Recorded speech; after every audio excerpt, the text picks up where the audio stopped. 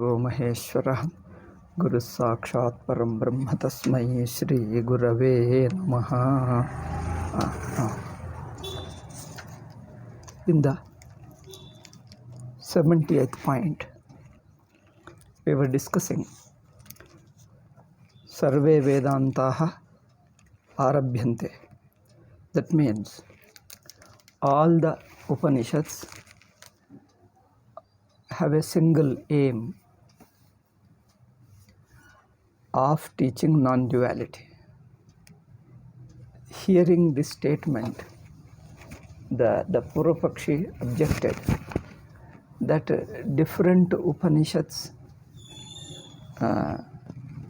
all the Upanishads, let us say, all the Upanishads do not have the same tatparya, same purport, because different people, different acharyas, various acharyas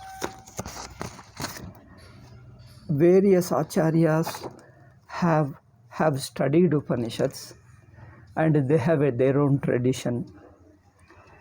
When they explain the Upanishads, when they derive the meaning of the Upanishads, they seem to have a different views, different siddhanta, central idea.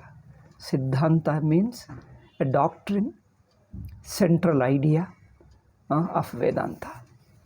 So one or two we have discussed. One was that some people told that karmana moksha, atmanaha karma sheshatvam. Okay, that would be discussed. So since they have a different interpretation of Upanishads, all those various siddhantas, central ideas derived by many other people, is going to be discussed in Brahma Sutra, Bhashya later, and each one will be refuted at its own place. What are all those places? One place we have, I think one or two we have discussed, I think two maybe. Atmanaha kartrutvat karma sheshatvam ato jnanasyapi karma sambanditvam iti manyante. Atmavakyanam tu karma pashamsa parattvameveti cha niratishaya sukhavachitvat swarga shabdasya na swargatirikto moksha asti ityata atmajnane phalashrutir arthavadaha iti cha tesham ashayah. Moksha, I think all these things we have stated. I think 70th point only we have to discuss. First is Atmajnanasya karma sheshatva vadaha. Upanishads are not a separate kanda at all. See, first objection was like this. Upanishads don't constitute a separate section, which Vedantins say that Upanishads teach jnanam. They don't teach karma to be performed by karta in order to achieve some invisible unseen result. Okay, so then what do they teach according to them? Upanishads teach only something related to karma kanda only. How? Because they, according to their interpretations, Upanishads are praising the jiva, who is a karta bhokta, praising him that, oh, you are Atma, you are Brahma. They don't mean literally that you are beyond the body, mind and intellect and pure Satchidanandam Chaitanya, you are the Srishtikarta, you are one with Brahman. They don't mean this. This is what they said it. They don't mean it. It is only praising the jiva who is a karta, so that he feels more, what you call, boosted. Boosting means confidence rises. His confidence rises, and then he will undertake the karmas. So Upanishads are only to encourage him, to boost his confidence, so that he will be enthusiastically will do the karma. See how they have interpreted The whole meaning of the Upanishad is only to praise a karta. But in fact, according to Vedanta, Upanishad is removing your kartrutvam, which is due to Adhyasa. Kartrutvam is a false thought, wrong thought about you. Wrong thought means wrong notion, wrong conception. You think wrongly about yourself as if you are an individual, you are a karta and bhokta. In fact, you are neither of this. You are just pure consciousness, swata siddham brahma. So this point is missed by it. So Atma Jnanasya Karma Sheshatva Vadaha. First Vada is Atma Jnana is a Karma Shesha. He says this one will be discussed in 3rd chapter, 4th Pada, 3rd Adhyaya and 4th Pada, 8th mantra. Adhikopadeshat Badarayanasya evan taddarshanat iti ityadi sutra bhashya nirashishyate.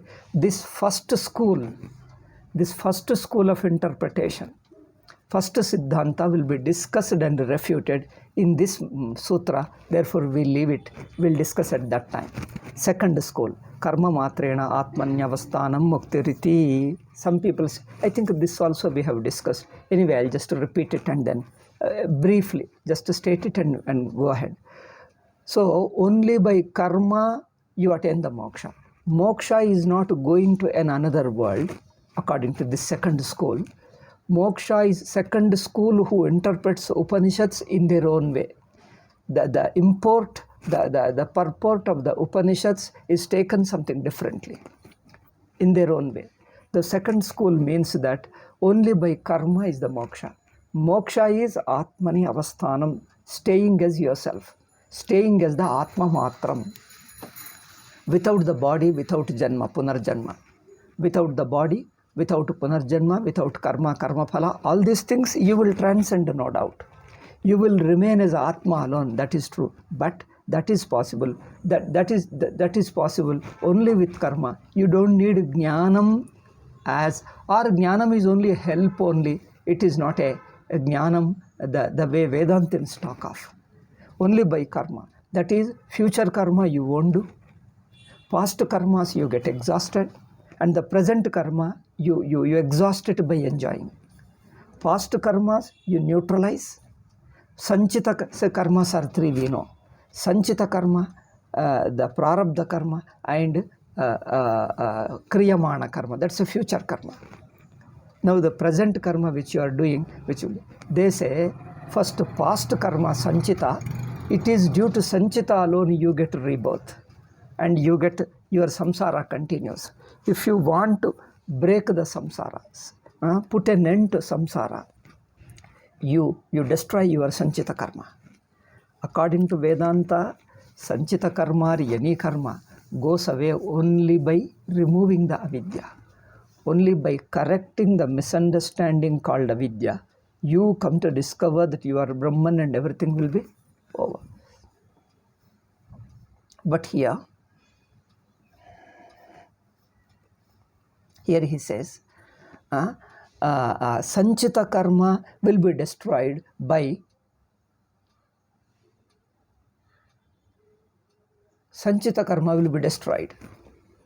not by jnanam, not by removing avidya. They talk differently. Sanchita karma will be destroyed by doing good karmas. Nitya naimittika karmas will neutralize all sanchita karma. Okay. Nitya naimittika karmas are so capable, so much capable. Or in short, they say, do a selfless karma. A sincere selfless karmas you do, and that will neutralize all your sanchita karmas. Prarabdha karma will be exhausted by enjoying out. This janma or maybe next janma, maybe 1 or 2 the present janma which we are already enjoying. Maybe you will have 1 more janma or 1 or 2 probably. So by living out in 1 or 2, prarabdha will be exhausted. And sanchita karma will be exhausted by doing all positive good karmas. And then they say, for future, what about future newly karma that you are going to likely to accumulate? He says, no accumulation, because you won't do any new punya karma, nor papa karma. Neither punya karma nor papa karma. Means neither pratisiddha karmas you do, that is a papa, nor you punya. Punya means kamya karma. You won't do any kamya karma. You won't do any pratisiddha karma. Only do the necessary, selfless, only prayers, only a worship of Ishvara. These things will exhaust your sanchita karma. This is the plan they give it. I think I discussed in my previous class. Naishkarma Siddhi discusses. Shankara Bhashya also discusses in one or two places. In Gita Bhashya discusses, and Sutra Bhashya one place, maybe in Brihadaranyaka one place, like that. Naishkarma Siddhi discusses, but says this also doesn't work because there are a lot of loopholes, illogicalities, anubhava viruddha, and it is against logic, and this doesn't work because simple thing is sanchita karma won't go away by nitya karma. Because karma is not opposite to sanchita. Nitya karmas which you perform, they add up to sanchita karma, they won't remove the sanchita karma. This is a simple logic. So, see, by doing a good karma, you add up to your existing karma. You don't remove the old karma by doing one more karma. By doing one more punya karma, some people say that by doing selfless work, all your karma will be exhausted, and then that's all you will attain moksha. Only by selfless service. Selfless service will add punya to you. Okay? It will add punya to you, and it is good. We don't say that don't do selfless karma. Do. You will only doing good karmas, and you will get only more punya, and that not that you will all karmas will be exhausted and you will attain moksha. These are all some people have stated like that. By doing only selfless karma, you will get moksha. That is two reasons. One is to say that once you do selfless, it is to encourage a person to do what you call karma yoga or a selfless karma. This very selflessness of the karma will in future will give you vairagyam, purify your mind and take you to jnana, keeping this mind in view, they say. But at the time of telling, they don't say, oh, later you, if they say, now you have to do karma yoga for some time, get antakarana shuddhi, only by jnana you will get moksha. If they say, they will get a doubt like Arjuna. You say, karma will not give me moksha, only jnana gives me moksha. Then why are you advising me to do this karma yoga? Okay. So they look down, they might look down upon karma yoga. If we say jnanam alone gives moksha, karma yoga will only prepare you, if they say. Therefore, just to encourage it, karma yoga alone will give you moksha. Don't worry, you do it first. So just to encourage him, whatever will happen later. First you do karma yoga. Just to encourage him to do karma yoga, they don't talk of the jnana at all. First they talk of only karma yoga. It will give you moksha. Come on, do it. Do it, it will do. It is only to encourage him. It is only to praise karma yoga.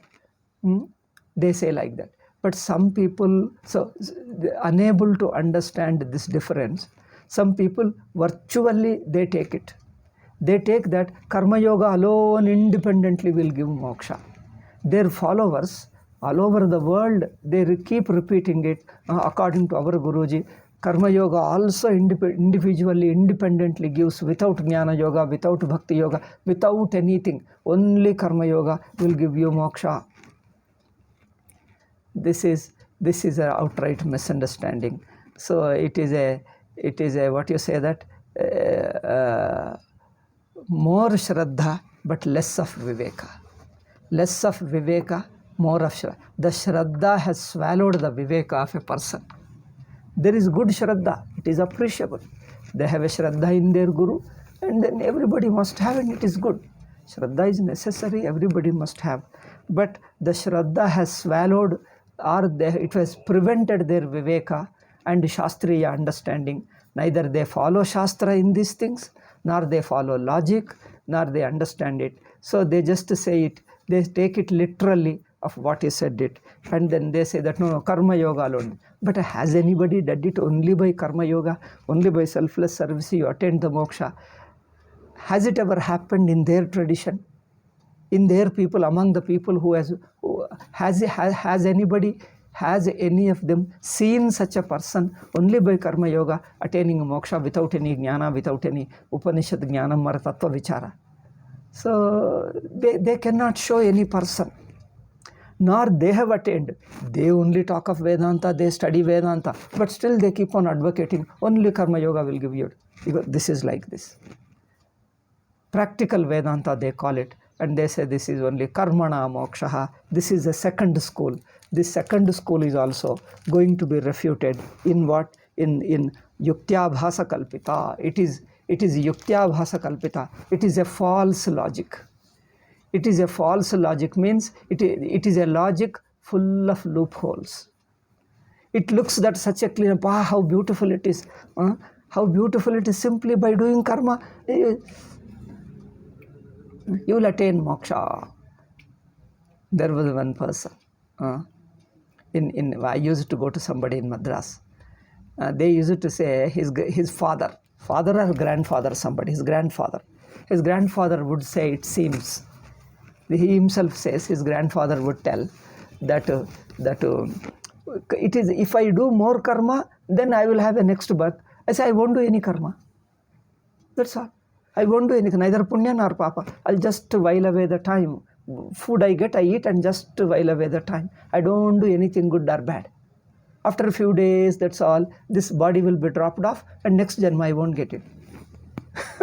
This is their own imagined siddhanta.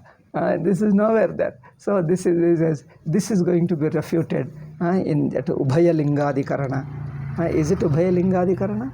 In Samanvaya Prasangikam 4.3.14. Avaidikaha iti Karyadhikarana Bhashye. Karyadhikaranam, there is an adhikarana in 4.3.14 sutra. It will be refuted. Then upasana prasangika sangatya parikarishyate. Upasana vakkyanam upasana vidiparatvepi. I think these things we have discussed already. Okay, this third point now. Third school.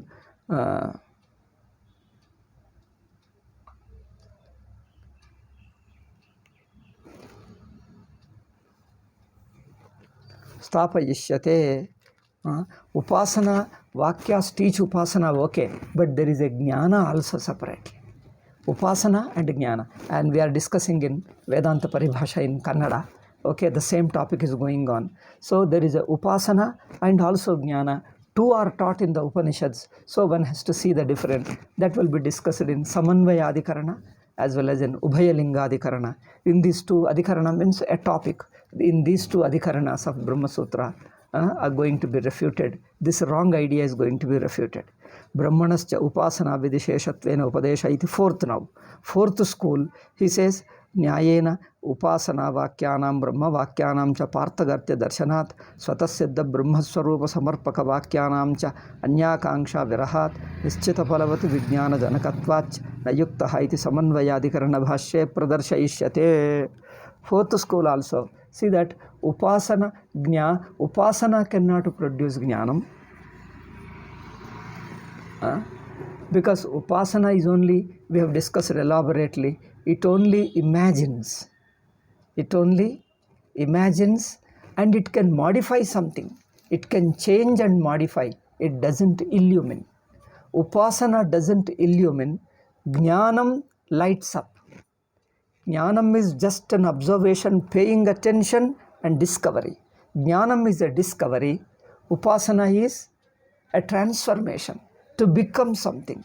In other words, Upasana is becoming, Jnanam is being and discovering your being. Jnanam is discovery, Upasana is becoming. I think this makes sense. This is easier for people to understand. In short, Upasana is becoming. You may become great. True, but it is a becoming. It is not a discovery of an existing fact, self-existing fact. So, Jnanam is discovering a self-existent fact, whereas Upasana is becoming something. Okay. This also we will going to discuss it next. Prapancha Pravilayavadaha. This also we discussed, I think. Then the fifth school is Prapancha Pravilayaha.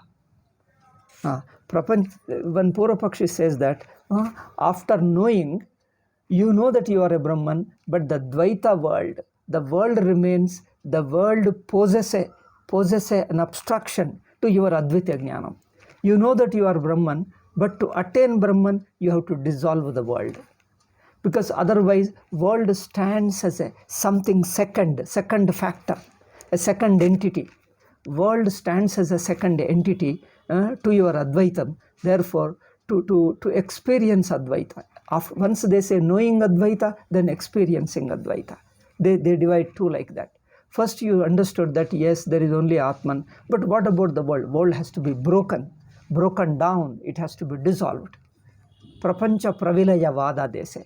A school which advocates Prapancha Pravilaya Vada means advocating a view of and advocating a doctrine of dissolving the world. Prapancha Pravilaya Vada Brahma Vakyeshu Niyoga Asambhavat. He says Shastra gives an injunction. Injunction to dissolve the world, and it gives a method to how to dissolve the world. For this, Shankaracharya replies in one which Adhikarana? In one of the Prasankhana Vadopi. All this is going to be refuted in one place. He has not stated which Adhikarana, but I remember in the fourth Adhyaya, in Brahma Sutra 4th Adhyaya, this is going to, I think Ubhaya Lingadhikarana only, so it is going to discuss. First thing is, nobody can dissolve the world, it is humanly impossible. There Shankaracharya elaborately discusses the summary of it is, nobody can dissolve the world. If you know that the entire world is only a misconception, like a dream, only by understanding the Brahman, the world itself ceases to be there. You don't have to dissolve it. Here the mistake of the Purvapakshi is, knowing Brahman is one thing and dissolving the world is a second thing. First you should know the Brahman, and the second step is dissolve the world. This is a meaningless thing. If you know Brahman, then by understanding that the world is inseparable from Brahman, this way alone you come to understand Brahman. You come to understand Brahman by understanding that the world itself doesn't exist apart from Brahman, because the world is only a perception, not an existing fact. So the very reality, the very existential reality of the world is removed. In fact, it never existed. You only thought that it existed.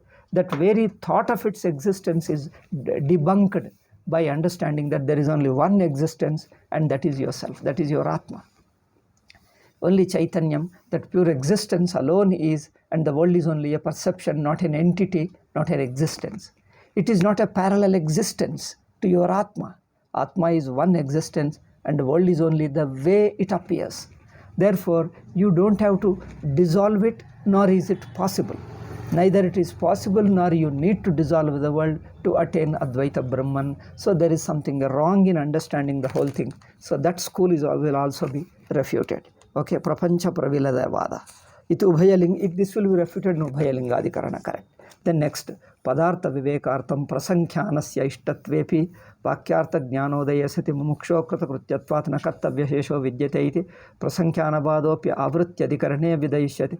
Avrityadhikarana in the 4th Adhyaya, first Pada, in the beginning sutras, first 2 sutras, 2 or 3 sutras. So in Prasankhyanavada means after gaining Jnanam, you have to repeat the Jnanam to be able to remove the ignorance. See, there is a very peculiar thing.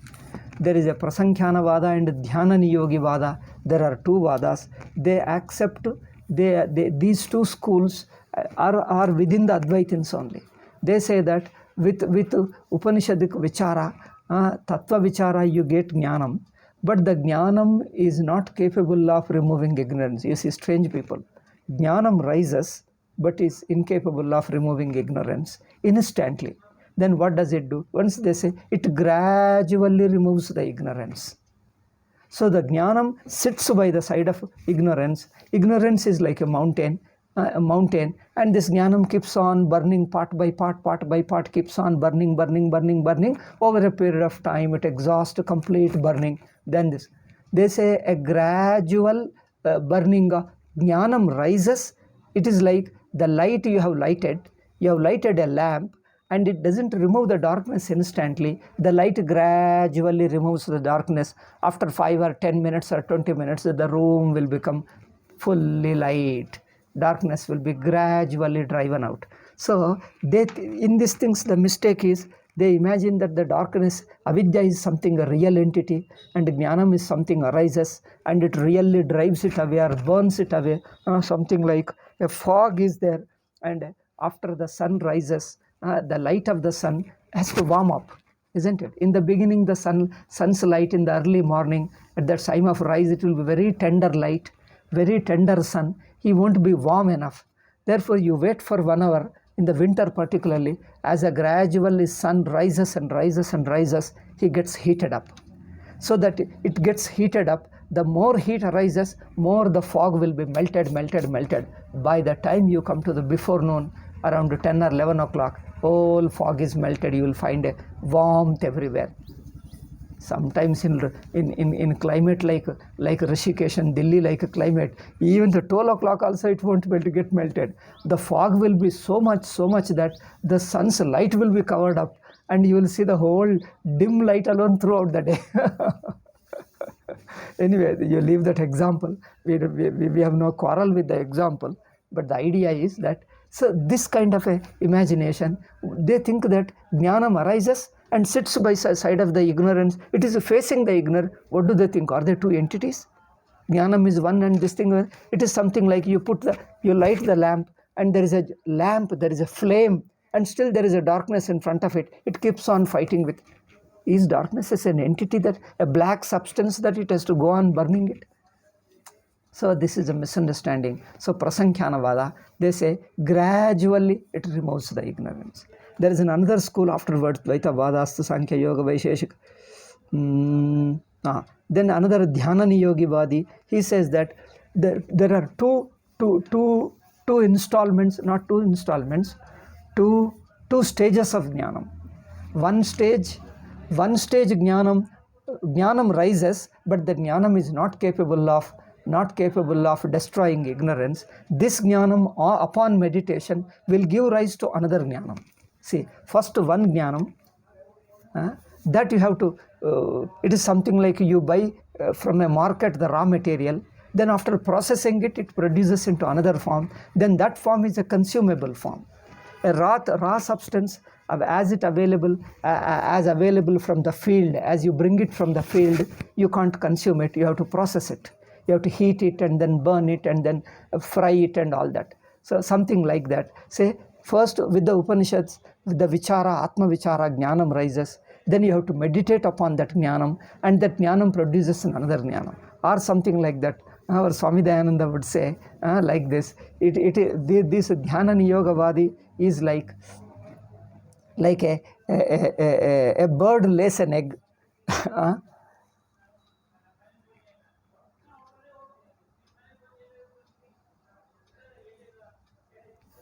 Cock lays an egg, and after that it hatches.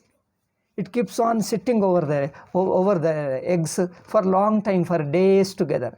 So it gives its heat of its body, warmth of the body over a period of time. By receiving the warmth of the body, the eggs will be hatched, and they break, and the babies will come out. The baby birds will come out. That means first you lay egg, and then you hatch them, and then as a result of hatching, the baby birds will come out by breaking the shell of the egg. Okay. Similarly here, first with the help of the vichara, one jnanam arises, and you keep on meditating.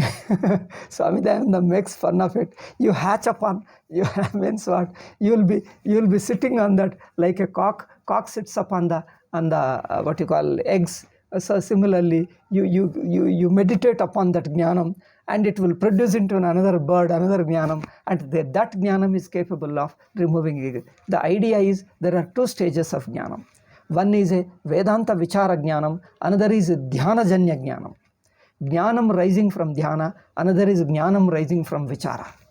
So the Vichara Janya jnanam, the jnanam that rises from inquiry, is one jnanam, and that jnanam, when you do meditate, and as a result of meditation, that jnanam will produce another jnanam. Second stage jnanam. So talking a jnanam of two stages, one mistake. Second is Vedanta Vichara produce one jnanam, but the jnanam is incapable of removing ignorance. But meditation transforms this jnanam into another stage of jnanam. And the second stage of jnanam is, so dhyanam produces a jnanam is also another mistake. So like this, there are few mistakes. This also will be refuted at some stage. In Naishkarma Siddhi refutes, Upadesha Sahasri refutes, Brahma Sutra Bhashya refutes. These ideas, these schools refute at different places. Okay. Now, Dvaita Vadastu Sankhya Yoga Vaisheshika Bauddharhata Prabhutayo Aviroda Lakshana Bhashya Nirakarishyante.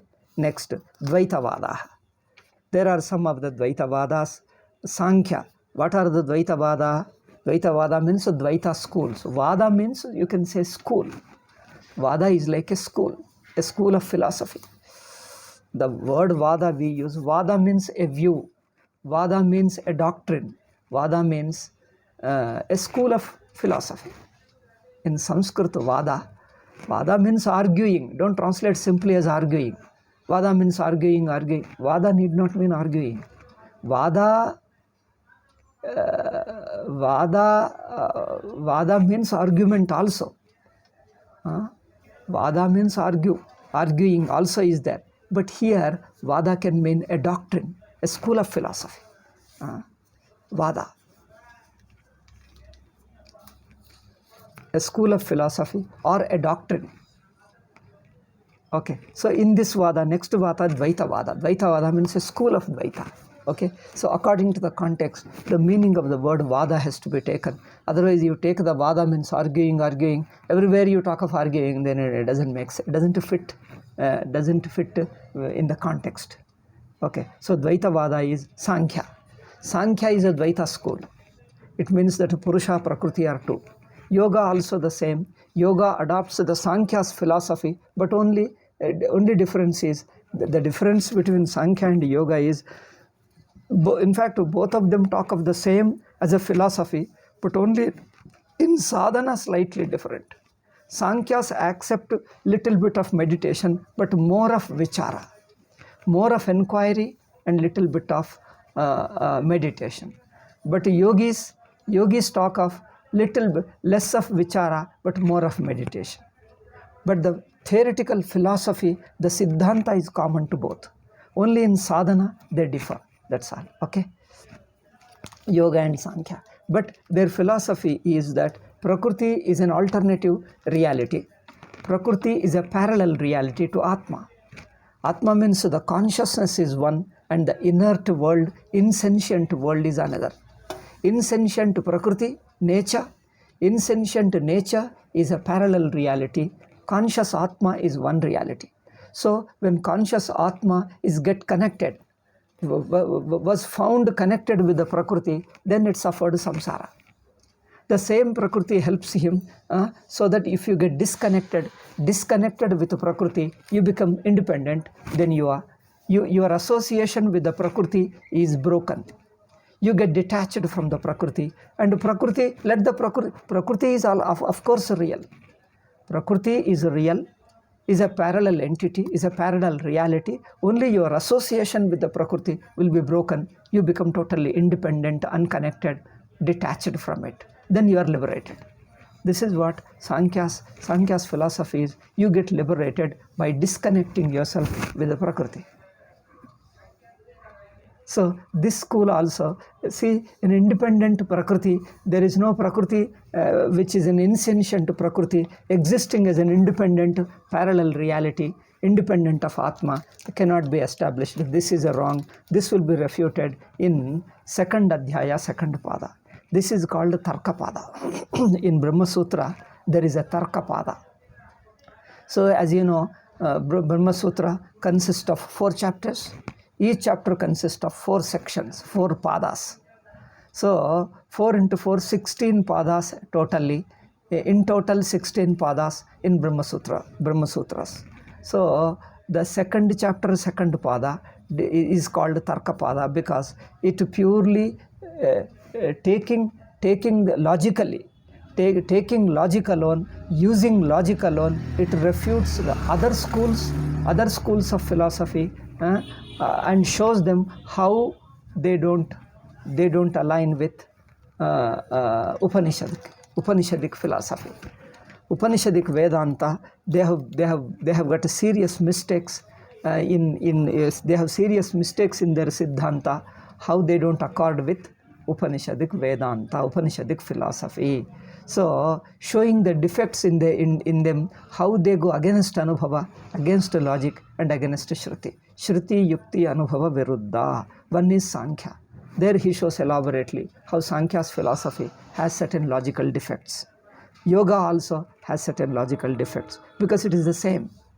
Siddhanta is the same Sankhya Yoga. Therefore, Sankhya Yoga. Vaisheshikas also, I don't have to discuss now. If I discuss it becomes a big problem. I'll just leave it now because I have to control now. It will be discussed at its own place. So Vaisheshika school also, they say Sapta Padartha, 7 school.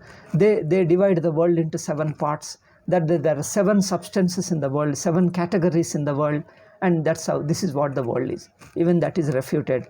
Then next is Bauddhas. Bauddhas, Shankara discusses only 3 schools alone. 3 or 4 schools he discusses them. One is a Satyatvavada. Prapancha Satyatvavada is one school. That is a realism. Realism means the external world is a real entity. Second school is Vijnanavada, that is an idealism. Idealism in English means that the world is nothing but a thought, and that too a series of thoughts. World is only a series of thought. That means a flow of thoughts is the world. World as an entity doesn't exist. This is a Vijnanavada. Third one is a Shunyavada. So there are 3 schools mainly. One is the external world is really existing. Second is there is no external world, it is only your inner thought alone appearing as a world. And third school says that neither external world nor internal world, no world at all, it is only just nihilism, Shunyavada. Shankaracharya refutes all these 3 schools and shows how they are against Anubhava, and it doesn't work. Okay. So these other schools will be refuted at its own place in various places. Then Arhata. Arhata means Jainas. The Jaina school, they say it may be this, it may be that, it may be this. They have a philosophical defect and also the defects in their sadhanas too. So see, the basic defect in all these various schools is they treat samsara is a real and the bondage is a reality. Therefore, you have to really do something to remove it. This is the basic mistake in all of them. In contrast with all these schools, Vedanta says that there is no real problem. It appears to be there. Your mind is taking it to be reality. Only correct that very thinking, correct the notion, you are Brahman. So, taking the samsara to be real, and the cause of the samsara is something real happening, they try to tackle it. In order to remove that thing, they try to give some meditation, some upasana, some karma, some values and something, some discipline. They give some discipline so that the mind has to be really changed, transformed. You have to really destroy something. Vedanta is the only one. Vedanta means Advaita is the only school which says that problem is not real. It is only a wrong notion. And you only change your standpoint and you correct it, and you shift your standpoint. There is no world. It's only a perception, wrong perception. You correct your perception by shifting the standpoint. That's all, problem is gone. So only by jnana tackles all this problem is a very, very, very difficult thing for them to understand. So that is a defect. So once you say that the problem is really there, samsara is really there, the cause is also a real cause. There is some real substance which is a cause of it. Once you assume this, then all your sadhana is according to your assumption. You design a sadhana. So this one common defect is underlying all these schools. So Vedanta differs from them in this one point. Okay. So there also in Jainas school also, what is the defect is going to show there. What is that? Bauddha, Arhata, Prabhrutayaha, etc. And other schools, Avirodha Lakshana Adhyaye. Avirodha Adhyaya is the second chapter is called Avirodha Adhyaya. In that Avirodha Adhyaya, in the particularly the second pada is going to discuss all these various schools and show how their very method is wrong. See, he elaborately discusses their conception of samsara, their conception of the world, and how samsara is brought about and how it can be removed, the process of their sadhana. He shows the defects in them. Ultimately, all of them come to the one basic mistake, that they take the samsara to be really there and there is a real cause. You have to really remove it, then you have to do something really, some action. Some action, some process is required to remove something which doesn't exist, which is only assumed to exist. Your mind assumes that there is something there. That correct the assumption. Question the very assumption. It is gone. That's all. There is an assumption that there is a samsara. Okay? You question the very assumption. You come to realize this assumption was wrong. There was no samsara, there was no bondage at all, and there was no reason for bondage. Bondage itself did not exist. Never existed. Then where is the question of its cause of its bondage? Bondage itself never existed. You only thought that it existed. You come to understand, oh, that is only a wrong assumption. Corrected, gone. Samsara is gone. So this is the Vedantic point. So keeping this Vedantic point finds faults with their understanding of Upanishads. How they have understood. Not all these schools are not based upon Upanishads, like Buddha and Jaina are not based upon Upanishads. Yet he refutes them because they are taken to be the schools. They are taken to be the philosophies of understanding life and giving a sadhana for moksha.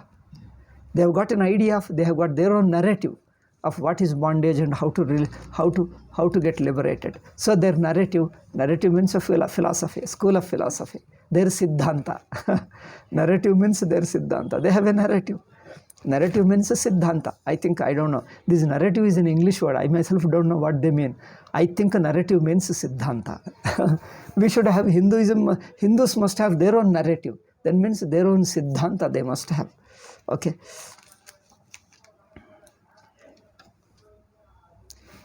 New words keep coming, and I think we old people of the old language, we get confused. Earlier, for example, I'll give you another one. The atmosphere, we would say there is an atmosphere of hatred. There is no atmosphere of what you call forcible thinking. They don't allow us free thinking. We call it an atmosphere, positive atmosphere. Now they say ecosystem. They changed the word. Ecosystem. The language, I say ecosystem. We call ecosystem only for the environmental one. They say even the thinking, atmosphere for thinking also, they call it ecosystem. Educational ecosystem. These modern youngsters start using this language. It looks very, very strange for us. But anyway, I too have adopted it recently. Now they are calling recently narrative. I asked, what is narrative? I looked up the dictionary for the meaning. Narrative. They keep on defining. I'm not able to understand. And I just guessed, even though I am not sure, probably narrative means a siddhanta. Probably their outlook of life, their understanding of life, their school, their version of understanding, their school of understanding life and society and all. Probably, in short, it can be called as a siddhanta. Probably narrative means a siddhanta. Therefore, I am using the word narrative in the siddhanta. So, Advaitin's narrative and others' narrative. The basic defect is they take the world to be real, bondage to be real, and really you have to do something to remove it. And Vedanta says it is only an assumption, and understand assumption as an assumption. Oh, it doesn't exist, gone. It's already not there. You don't have to remove it, understand how it is not there. See the difference. You don't have to remove it because the attempt to remove assumes that bondage is there. But Vedanta says that the very assumption that it is there is wrong. You question the very assumption. Once the assumption is shaken, then you understand that problem never existed.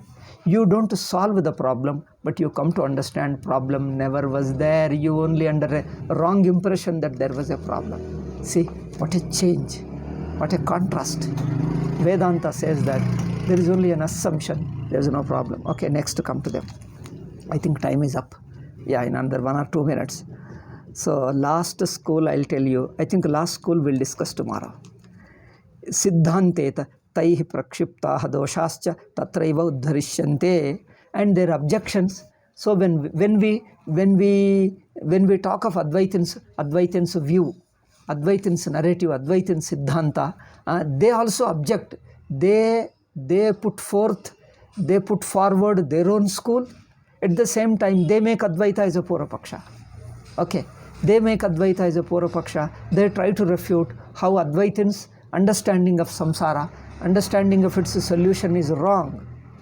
That means they mean to say that problem is really there is a real cause, and you need to tackle it by real process, by doing something really. So samsara is only an assumption and Dvaita world is only an assumption is wrong. They assert boldly. So so here in this Tarkapada, two things will be done. Their school will be refuted, and their objection to Advaita will also be refuted. Their school will be refuted, and their objection to Advaita also will be refuted in that context alone. Now the last, Bheda Bhedavada. One more school is there. Bheda Bhedavadopi. Within the Advaitins alone, all other schools are gone. This is the last school nearest, closest to Advaita. All other schools are little far away to Advaita, but this is the nearest to Advaita. Bheda Abheda. Advaita is also true, Dvaita is also true. In one aspect Dvaita, another aspect Advaita. Because Dvaita is there because we see the world, but Advaita is also true, Dvaita is also true.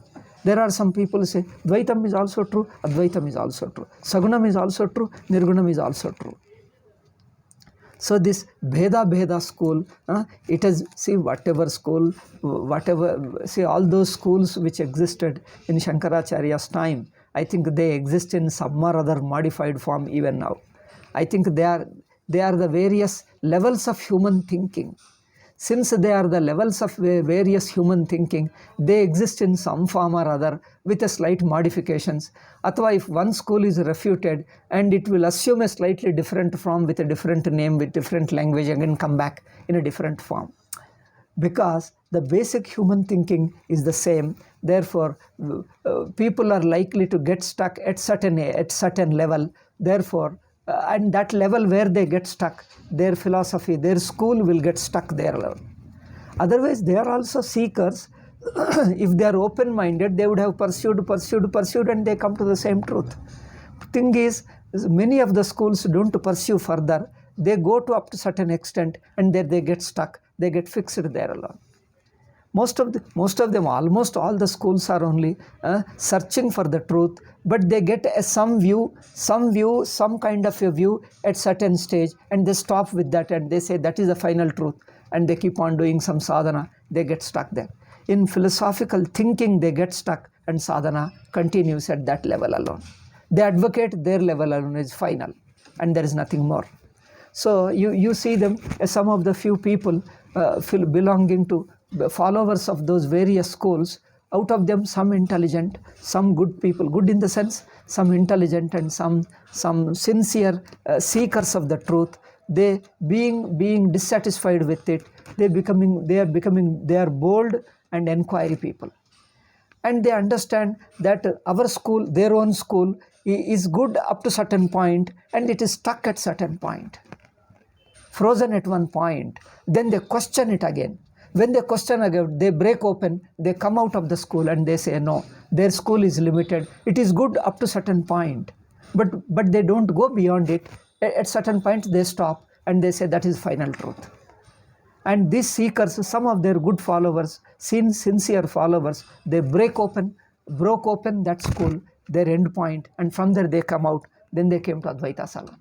Many people of Dvaitins and Vishishtadvaitins and many other schools, because of their self-thinking, good thinking, later they changed to Advaita alone. They came away to Advaita. That is because they are still good seekers of truth. Other people, they just follow our tradition, our guru, and they get stuck there alone. So, but anyway, so these schools, Dvaita school, has existed in Shankaracharya's time. Even now it is there in some form. I think you will feel hurt, I don't want to name, since I have read many schools, many books, even now in the 20th century. If I name them, you will feel bad, so I don't want to name them. Okay. I know who are there in India. There are Advaita schools. Okay. So, Nirbheda Bheda Vadopi, Bheda Darshana Ninda Vakyair Viruddhatvat, because the very Upanishads, we are not interested in refuting others. Our purpose of analyzing their school is, to help us to understand ourselves better. By contrast, we try to see, is their school true to our Anubhava? What does our Anubhava say? What does the Upanishad say? So we try to verify whether these various schools, are they true to Anubhava or they fall short of Anubhava. Anubhava seems to be much larger, much bigger dimension, and their understanding about the Anubhava means truth. Anubhava means truth. So truth is something more than what they have understood. I think they have understood one aspect of it, one part of it, and they fall short of its absolute understanding. So they come up to certain point and stop there. So these various schools only show one understanding at certain level, or understanding in one aspect of the absolute truth. Absolute truth is absolute. So it includes all the schools, but itself doesn't constitute a school because it is a self-existing fact. It is beyond schools. It is a self-existing fact. It doesn't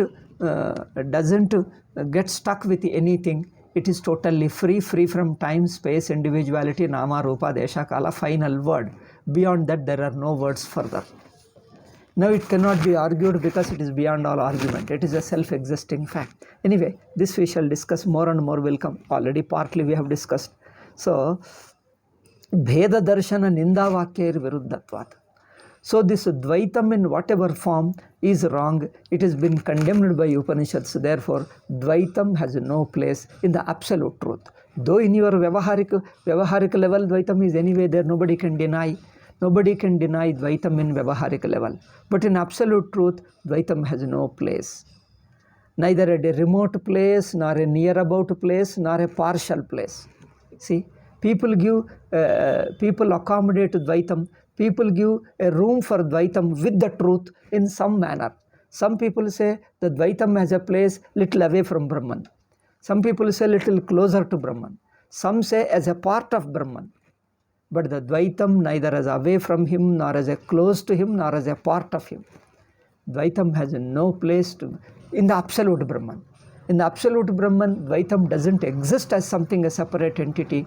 It is within the part of one non-dual Brahman, and there is no second thing other than that. So this also will be refuted. Samyak jnanena apanodhyasya mithya jnanasyaiva abhave anirmoksha prasangachya ityayuktaha yevaiti tad ananyatvadikarane. This will be discussed in ananyatvam. Ananyatvam means arambhanadikarana.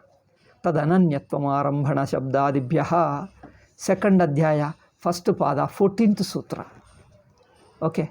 Tad ananyatvadikaranam, arambhanadikaranam. In fact, that is called arambhanadikaranam. Swamiji is giving another name, ananyatvadikaranam. Ananyatvadikaranam, arambhanadikaranam, both are same. So, in that second chapter, first pada will be discussed. Then in the last one big sentence of a paragraph. This paragraph, there is a last big sentence. I think we will discuss it tomorrow in the next class. It's a very interesting. Swamiji, how sweepingly talks of all other schools, boldly he says where they are going wrong. It is not a siddhanta, but there is something wrong in their very approach, in their thinking, in their starting point, how they because of the pettiness, certain narrowness, certain prejudice. See, pettiness, narrowness, prejudice, weaknesses, lack of boldness, lack of confidence, due to all many weaknesses, how people interpret wrongly, get stuck with them. He sweepingly, in general, talks of variously, he talks of the character of all these various schools, the common defect in all these various schools. In one place, Swamiji says, at the end of this paragraph, in one big sentence, long sentence of, I think, 1, 2, 3, 4, 5, 6, 7, 8, 7 or 8 lines. 7 or 8 lines in one sentence alone. He talks of certain thing. I think I can't finish it now because the time is already 5 minutes more. We'll discuss in the next class. I think, and then thereafter there will be another one small paragraph. Tomorrow, I think in the next class, this point will be over, and then the last passage will remain. Last passage consists of 5 pages, and if the 5 pages we'll discuss, Sugama will be over. But this last passage, last khanda, last section is most important. Certain crucial points of Vedanta he discusses. Jivan Mukti, what is Dvaita, and what is the state of Jivan Mukti, how does Jnani live and understand a Jnani state. So certain very crucial points, very important questions people ask, he will answer very beautifully. And this will be in how many pages? 1, 2, 3, 4, 5. I think 5 pages, 5.5 pages. This 5.5 pages, if we discuss, I think Sugama will be over. So the last passage will remain. I think in another 5 or 6 classes, I think with this Chaturmasya we'll close it. I think it's going on and on and on. With end of the Chaturmasya, we will at any cost we will finish it. I think I will take one more class here after I'm thinking. Weekly there are 2 classes. There have been. Now I think I will add one more class. So weekly 3 classes for Sugama, 3 classes for Vedanta Paribhasha, 6 classes. Okay, so hereafter I will do in 3 of Vedanta Paribhasha, or at least 3 for Sugama will be there. For Vedanta Paribhasha, I'll think of it. But 3 for Sugama will be there, so that we can finish very fast. And within 3 weeks or 4 weeks alone, we'll finish it. Okay. Om Shanti Shanti Shanti. Hari Om Shri Guru Bhyo Namah. Hari Om Tat Sat. One more point about Sugama. As I told you, I have translated it long before 10-11 years ago. It was translated. DTP was ready. Due to some reason which I can't tell you, which are beyond my control, it got postponed. Just they ignored it. Nobody bothered to publish it. Recently, they asked me, our committee people, that we want to publish it. Okay, I made a few corrections here and there and made my added Sanskrit text to it in my laptop, and I sent my soft copy to them. Again, there is some problem with the DTP maker because we are not able to find a person, Sanskritan, who is capable of knowing both Sanskrit and English. So some problem anyway. I can't go into details of their printing section that they do it. They handle it. So I don't know. So I just gave them. Still it is dragging on. It should have been published long before. I think more than 1 month over, which I have submitted already more than 1 month. By now the book should have come, but I don't know how much time it will take. Anyway, I'll give 1 more month. I'll wait until the Sugama is completed. By the Chaturmasya end, if they can't print it, I think I have to think of alternative, some shortcut way. If nothing will happen, if we cannot print, and I'm thinking one thing, I'll circulate the soft copy alone. I'll distribute to people directly. Anyway, something we will see. If we are unable to print, something like that, either I'll print myself or I'll circulate it, soft copy directly to people. So, but it is already, I have just submitted to them. Sugama English translation completely ready, and I have already submitted to them. Okay. Oh.